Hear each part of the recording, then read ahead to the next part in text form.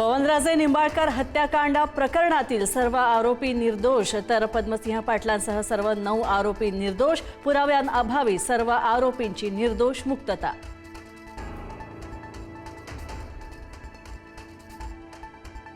वडिलांच्या निकालावर ओमराजे निंबाळकरांची निराशा। निकालावर हायकोर्टात जाऊन दाद मागणार खासदार ओमराजे निंबाळकरांची प्रतिक्रिया।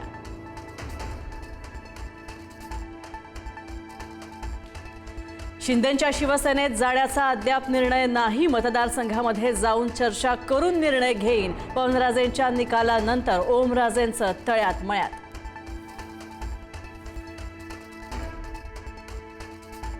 पवनराजेंचा निकाल येताच एकनाथ शिंदे फोनवर बोलत कोल्हापुरातील कार्यक्रमातून निघाले तर निकालासंदर्भात फडणवीस आणि शिंदेंची गृहमंत्री अमित शहांशी सुद्धा झाली चर्चा। हायकोर्टात दाद मागणार असल्याचं आश्वासन।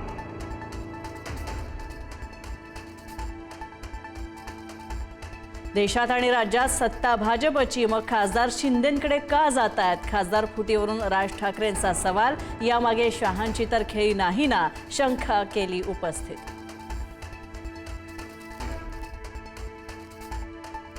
बंडखोर खासदारांचा ऑपरेशन टायगरचा पहिला फोटो आला समोर। ठाकरेंच्या शिवसेनेतून फुटलेल्या खासदारांचा फोटो आला समोर। दिल्लीतील पंचतारांकित हॉटेलमध्ये झाली ऑपरेशन टायगरची चर्चा।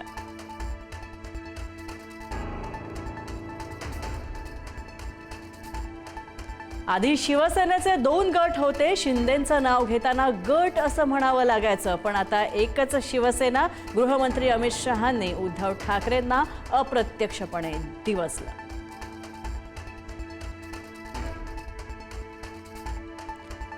राष्ट्रीय परीक्षा संस्थेचा ढिसाळ कारभार पुन्हा चव्हाट्यावर। नागपुरातील नीटच्या विद्यार्थ्याला दिले अबुधाबीतील परीक्षा केंद्र। परीक्षा 1 दिवस आधी आली असताना घडल्या प्रकारामुळे विद्यार्थी आणि पालक संभ्रमावस्थेत।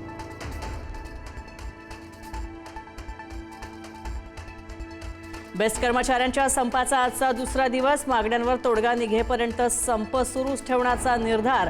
ठोस निर्णयाची बेस्ट कृती समितीच्या पदाधिकारी आणि कर्मचाऱ्यांची मागणी। आजही अनेक बेस्ट बस आगारातच उभ्या।